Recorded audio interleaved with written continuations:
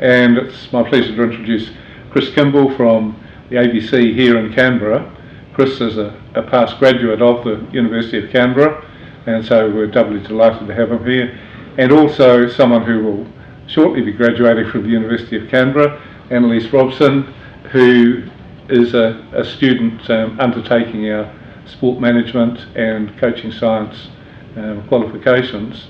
And Annalise, on behalf of the class that she's in, has also some questions to ask Chris. So I shall now be able to sit back and relax and hand over to Annalise for the first couple of questions. Thanks, Robin. Okay, Chris, so how did you get into journalism?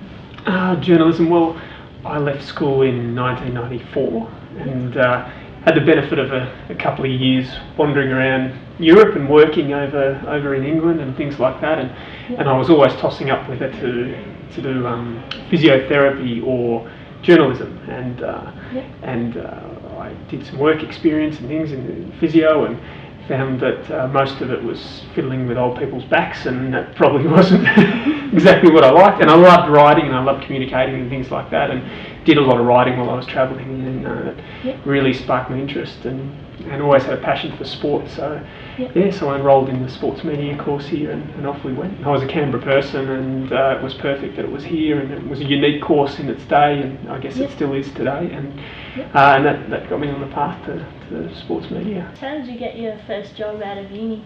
Well, I was in third year here of the sports media course, and Robin and I have had a fair bit of communication about the internship programs that third years do now, and it's really important getting that industry experience and simulating the industry environment. When I was going through uni, it wasn't so formalised. It was more on the individual student to get out there and get some workplace skills. And I did that through Win Television in Canberra, and I was lucky enough to do a couple of weeks with them, and then they had a sort of a spot in the roster where I could come back one day a week and just I pitched stories and tried to write stories and tried not to be the work experience student sitting at the desk, and as a result I got some casual work through them, and then a job came up at Win Television in Orange. So I hadn't finished my degree, and I packed up and never been to Orange, and went to the sunny Central Western New South Wales and started, and they were great places to start because you had to do everything, and it was literally thrown into the deep end with very little experience in the industry, and you learn how to preview stories, generate stories, write stories, and it was a great career. How long did you spend in Orange? I was a couple of years at Win, and then I went up the road to Prime, also in Orange, in a presenting role there, and so that was a good chance. And during that time I learned to shoot and learned to edit, and things that have been really valuable skills, particularly now the industry is sort of moving towards that direction where you need multi-skilling, and it's trying to get more out of people for less, and things like that. So. Okay, and what would you say is your greatest challenge as a journalist? As a journalist in my current role, which is working for a Canberra-based current affairs program called Stateline with the ABC, the most difficult thing is generating original material, and I think the mechanics of being a journalist can be well taught, and lots of people can learn the basics of crafting a story and those little those craft aspects of the job. But the most difficult thing is generating new material and generating original stories. So anyone can learn to write, but you can't teach someone to think creatively and to come up with ideas. So and that's the most difficult thing, especially in a small team in a program you want to be topical. It's coming up with that thing week after week. If you were to talk with the students and give them some advice, Chris, on writing for the media about their CV, what would you look for as a prospective employer for a student who might want to move into sport media?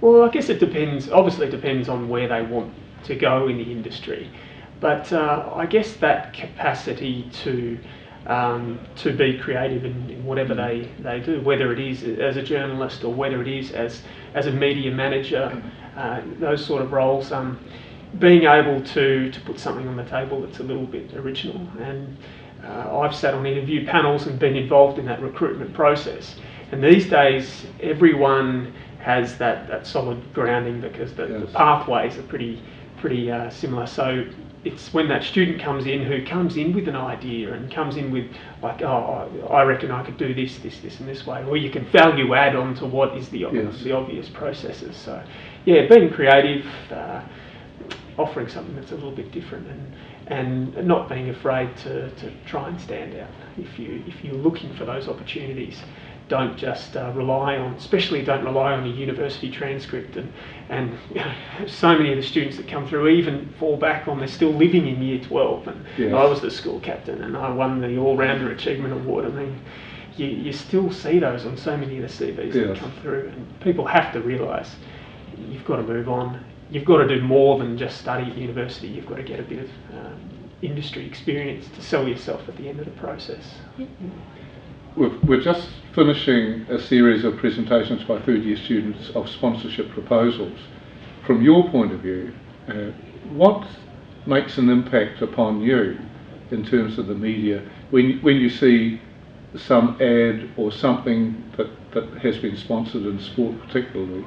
What is it that would stand out for you as being indicative of a good sponsorship deal, or something that was significant in terms of increasing the brand awareness, in terms also of you looking at it through the media lens, if you like?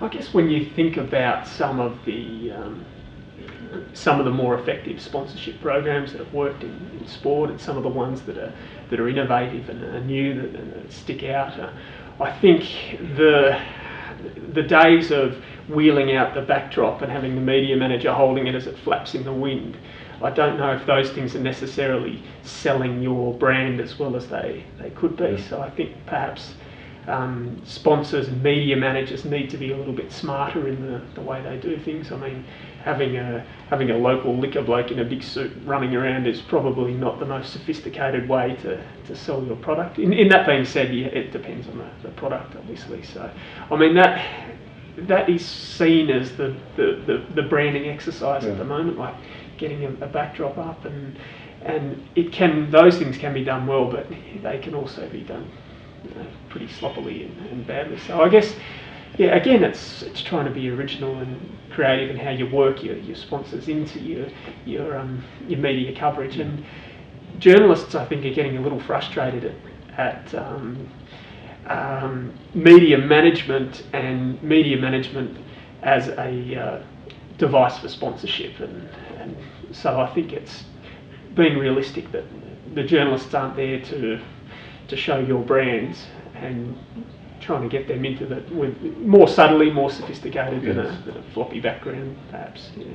What links do you find ABC now has with the social media as against, say, 5 years ago? And in what ways do you use social media to augment, supplement, or complement, all of which are probably synonyms, for the ABC and social media?